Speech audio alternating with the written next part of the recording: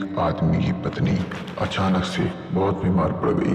मरने से पहले उसने अपने पति से कहा, मैं तुम्हें बहुत प्यार करती हूँ, तुम्हें छोड़कर नहीं जाना चाहती। मैं नहीं चाहती कि मेरे जाने के बाद तुम मुझे भुला दो और किसी दूसरी औरत से शादी करो। वादा करो मेरे मरने के बाद तुम किसी और से प्रेम नहीं करोगे, वरना मेरी आत्मा तुम्हें जीने नहीं देगी। पत्नी का भूत और इतना कहकर वो चल बसी। उसके जाने के कुछ महीनों तक उस आदमी ने किसी दूसरी औरत की तरफ देखा तक नहीं, पर एक दिन उसकी मुलाकात एक ऐसी लड़की से हुई जिसे वह चाहने लगा। बात बढ़ते बढ़ते शादी तक आ गई और उनकी शादी हो गई। शादी के ठीक बाद आदमी को लगा कि कोई उससे कुछ कह रहा है। मुड़कर देखा तो वो उसकी पहली पत्नी की आत्मा थी। आत्मा बोली, तुमने अपना वादा तोड़ा है, अब मैं हर रोज तुम्हें परेशान करने आऊंगी। और इतना कहकर वो गायब हो गई। आदमी घबरा गया, उसे रात भर नींद नहीं आई। अगले दिन भी रात को उसे वही आवाज सुनाई दी, मैं तुम्हें चैन से जीने नहीं दूंगी। मैं जानती हूँ कि आज तुमने अपनी नई पत्नी से क्या क्या बातें की। और उसने आदमी को अचरज एक एक बता दिया। आदमी डर कर कांपने लगा। अगले दिन वह शहर से बहुत दूर एक जैन मास्टर के पास गया और उसे सारी बात बता दी। मास्टर बोले, ये प्रेत बहुत चालाक है। बिल्कुल है, तभी तो मेरी एक एक बात उसे पता होती है। आदमी घबराते हुए बोला। मास्टर बोले, कोई बात नहीं, मेरे पास इसका इलाज है। इस बार जब तुम्हारी पत्नी का भूत आए तो मैं जैसा कहता हूँ तुम ठीक वैसा ही करना। उस रात जब आत्मा वापस आई तो आदमी बोला, तुम इतनी चालाक हो, मैं तुम्हें कुछ भी नहीं छिपा सकता। और जैसा कि तुम चाहती हो, मैं अपनी पत्नी को छोड़ने के लिए भी तैयार हूँ, पर उसके लिए तुम्हें एक प्रश्न का उत्तर देना होगा। और अगर तुम उत्तर ना दे पाई तो तुम्हें हमेशा हमेशा के लिए मेरा पीछे छोड़ना होगा। पत्नी का भूत बोला, मंजूर है, पूछो अपना प्रश्न। आदमी ने फौरन जमीन पर पड़े बहुत सारे छोटे छोटे कंकड़ अपनी मुट्ठी में भर लिए और बोला, बताओ मेरी मुट्ठी में कितने कंकड़ हैं।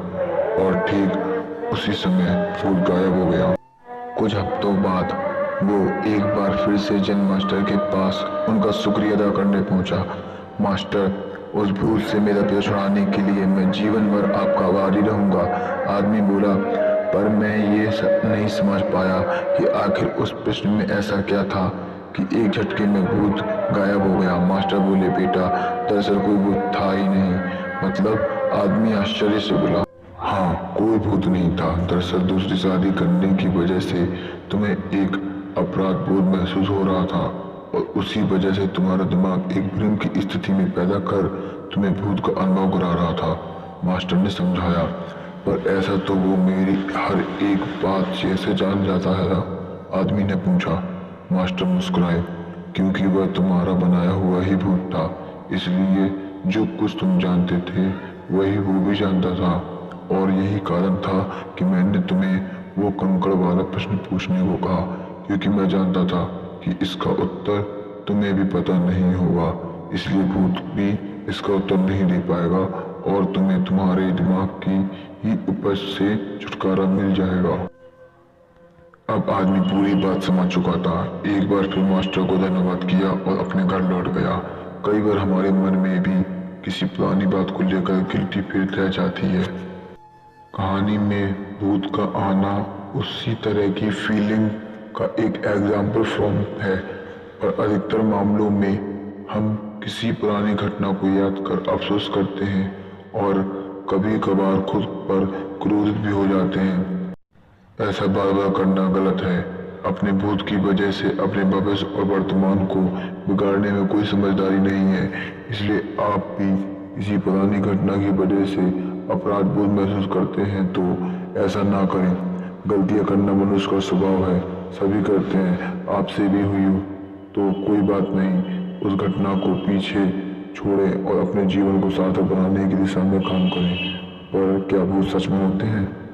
जरूर बताएं मुझे कमेंट सेक्शन में। ऐसी ही रोमांचक कहानियाँ देखने के लिए मेरे चैनल को सब्सक्राइब करें और वीडियो को लाइक करें। धन्यवाद।